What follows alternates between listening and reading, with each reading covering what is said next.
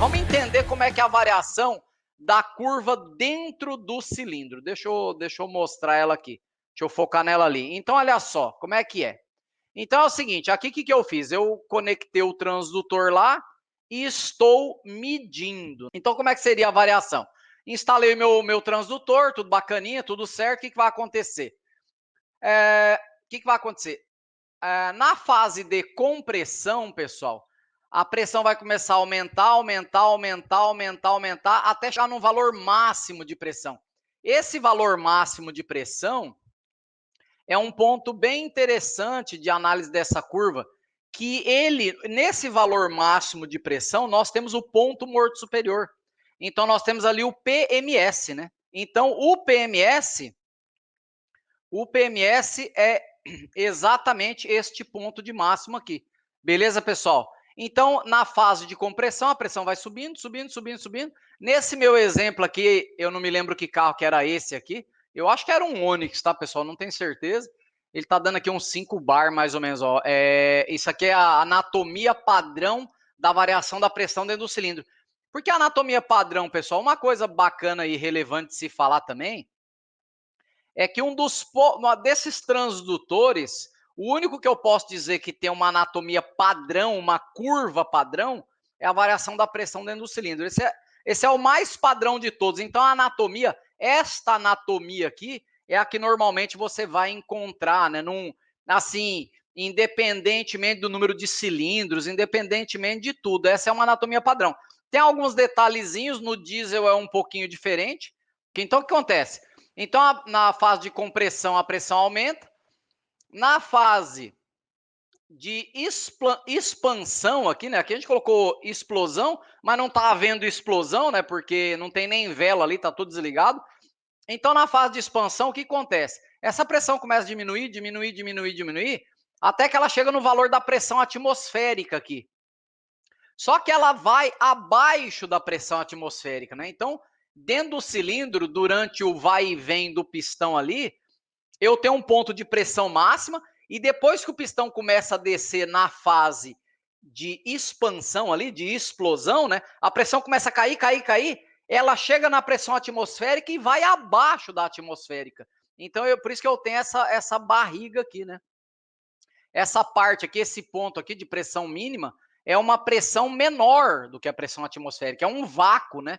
Então, por isso que eu tenho essa parte aqui de vácuo, né? É por isso até ali que o Fireball tinha dito, por isso que eu acho que não se deve chamar isso aí de transdutor de compressão, porque ele mede pressão positiva, mede vácuo, ele mede a variação total da pressão, é verdade, né? Então tá, né? E aí a pressão chega a um mínimo, só que num determinado momento aqui, pessoal, eu estava na compressão, depois eu tenho a explosão. Num determinado momento, porque esse ponto aqui, ó, que eu chamei de ponto 0 graus, esse ponto de máxima, que é o ponto morto superior. Então, se a gente começar o nosso ciclo, suponha que eu comecei lá no PMS, comecei lá, no ponto morto superior. Então, ele vai descendo até o ponto morto inferior. Então, do ponto morto superior ao ponto morto inferior, ou seja, do início da fase de explosão ao término da fase de explosão, a fase de explosão inteira aqui, ó, ela dura 180 graus do virabrequim, certo, pessoal? 180 graus do virabrequim. Então, olha que interessante, né? A pressão vai diminuindo, só que, teoricamente, se a gente fosse analisar, né, não me parece mais lógico que a pressão fosse mínima quando o pistão estivesse no ponto morto inferior, mas não é. Você pode ver, ó, que a pressão ela foi diminuindo, o pistão só chegou no ponto morto inferior aqui, ó, no 180 graus. Mas a pressão, num determinado momento, ela começou a subir. Por que ela começou a subir? Sabe por quê? Porque a válvula de escape abriu. Ela começou a abrir. Porque assim, né? A válvula de escape, ela não abre no começo do escape. Ela abre um pouquinho antes do começo. E ela não fecha no fim. Ela fecha um pouquinho depois do fim. E a válvula de admissão, mesma coisa, né?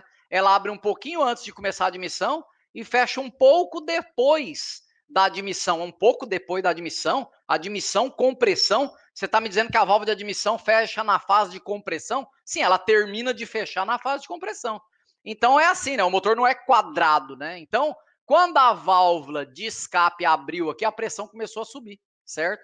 E a válvula de escape abre em que momento, Walter? Sei lá, cara, considerando a partir daqui, suponha que aqui é o 0 e aqui é o 180, ela abre mais ou menos uns 145, 150, 155 graus, né, depois do PMS, ali, a válvula de escape. Só que isso varia muito, né? Qualquer valor que eu falar aqui tá errado, né? Se eu falar que ela abre aos 150 graus depois do ponto morto superior, tá errado. Depende do motor, né? Cada motor tem um projeto, né? Mas mais ou menos. Então, esse aumento da pressão aqui, ele ocorreu justamente por causa da abertura da válvula de escape, beleza, pessoal? Então, a válvula de escape abre aqui, aí aqui acontece a fase de escape, né? Então, você tem compressão, a pressão sobe, e explosão, a pressão vai a um valor negativo. Na fase de escape, a pressão fica mais ou menos, ó, aqui, ó, pressão atmosférica, tá vendo? Ó? Na fase de escape toda, a pressão deve estar mais ou menos igual à pressão atmosférica. Depois começa a fase de admissão, a pressão cai de novo a um vácuo e depois se repete tudo. Analisa, pessoal, memoriza essa curva. Você não precisa saber nenhuma análise muito avançada de variação da pressão dentro do cilindro. O que você tem que saber é que a anatomia padrão é essa aí.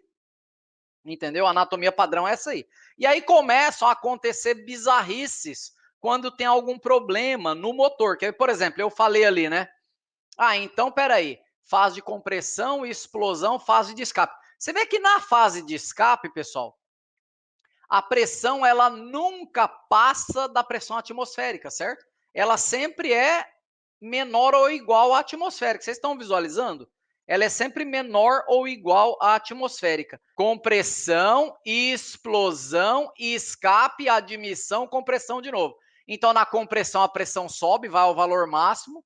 Depois, na fase de explosão, de expansão, ela desce a um valor de vácuo. Na fase de escape, ela fica valor de pressão atmosférica. Depois, na admissão, ela desce a um valor aproximadamente. Olha aqui um ponto interessante aqui, ó.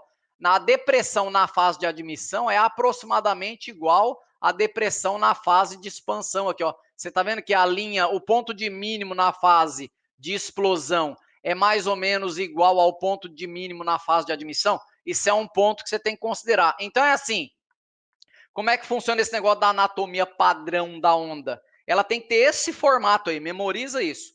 E quais são os pontos importantes que você deve observar? Bom, você deve saber que a pressão tem que aumentar, que existe um ponto de máximo, que na fase de explosão vai gerar um vácuo, que na fase de admissão também vai gerar um vácuo, que o vácuo na fase de explosão é igual ao vácuo na fase de admissão, exatamente mais ou menos o mesmo vácuo. Outra coisa, quando a pressão aumenta na fase de compressão e diminui na fase de explosão aqui, pessoal, esse aumento de pressão aqui, a gente costuma chamar isso aqui de torre, né? Essa torre, ela tem uma característica, é a seguinte, ó. Se observa, pessoal, que eu dividi a torre bem no meio aqui. Deixa eu ver se eu consigo dar uma aumentadinha ali. Não vou aumentar, porque tenho medo de travar. Mas você observa, tá vendo? A torre eu dividi ela bem no meio, né? Então, observa, pessoal. Eu dividi ela bem no meio. A torre de pressão ali, na fase de compressão e expansão, ela está dividida bem no meio. Se você olhar, ela é simétrica. Ela é extremamente simétrica, não é? E ela deve ser simétrica. Isso é uma característica da torre de pressão.